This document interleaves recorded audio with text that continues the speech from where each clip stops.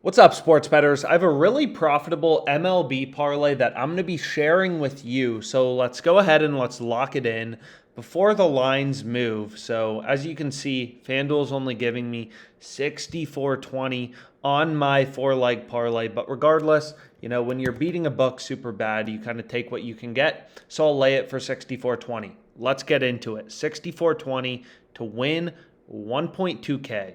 Plus 1839 odds. Let's go through the picks.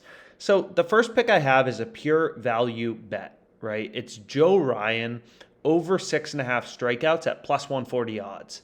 So the way that OddsJam works is honestly pretty simple, right? It just scans all of the markets, millions of odds, updating in real time, and tries to show you where are their discrepancies, where is their value, where are sportsbooks, with stale odds. And what you'll notice right here is for the books that I use in my location, I use FanDuel, DraftKings, Caesars, is you can get plus 140 for Joe Ryan over 6.5 Ks, right? No other sportsbook is giving us odds above plus 116. So this is a pure value play, right? And it's just like a rational way of betting on sports, right? If no sportsbook is giving you above plus 116 and all the sportsbooks are in line and you can get plus 140, that's pretty clearly a good bet to be on. So with the VIG removed, the true price is going to be plus 129.58. We're getting plus 140, so the odds we're getting are higher than the no VIG odds, which is why the bet is positive EV. So again, with positive EV betting, you don't win every bet, but you're guaranteed to win over the course of the long run. So the next play I have is Cole Irvin under 4.5 Ks, right? So there will be a link to this app kind of in the description, but the OddsJam player prop app for historical research is completely free, just like browsing odds on OddsJam. And what this will show you is kind of like how often has a bet hit, right? So what we can see is for Cole Irvin, his under 4.5 strikeouts has cashed 17 out of 24 times this season, which is an implied price of minus 242.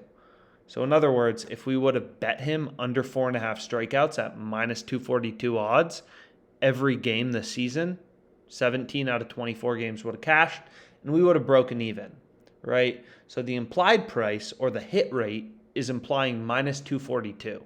We're getting minus 102 on FanDuel, which seems pretty good, right? And then there's also ridiculous value in the odds, right? If you look at every sports book, Caesars pricing this at minus 131, so the under is heavily juiced.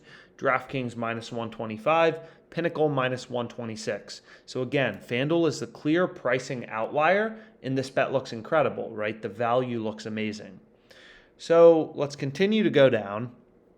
And the next play I have, Diamondbacks plus half on the first half run line, which you could kind of see, right here. So we have the Diamondbacks plus half on the first half run line, plus 100 odds, and pure value play, right? DraftKings has this favored. Pinnacle has this favored. We're getting this plus 100. Seems pretty good, right? So what we can actually do as well is FanDuel limited my parlay typically because they allow me to bet less on player props because that's where I beat them the most. But if we actually go to this game, we may be able to bet more on the Diamondbacks first half run line, which maybe is a good decision. So Diamondbacks first half plus 100, and you can see I'm able to lay another 85.80.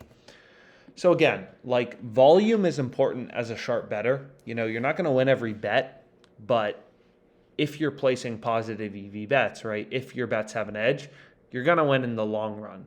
So the final play I have is going to be Phillies, Marlins team total plus 104. Pretty clear value in the odds. So another bet with a 1.13% profit margin. So it's the least profitable bet in our parlay. But regardless, that's my fourth leg. So fun parlay for tomorrow, 4 legs in the MLB. Let's make some money.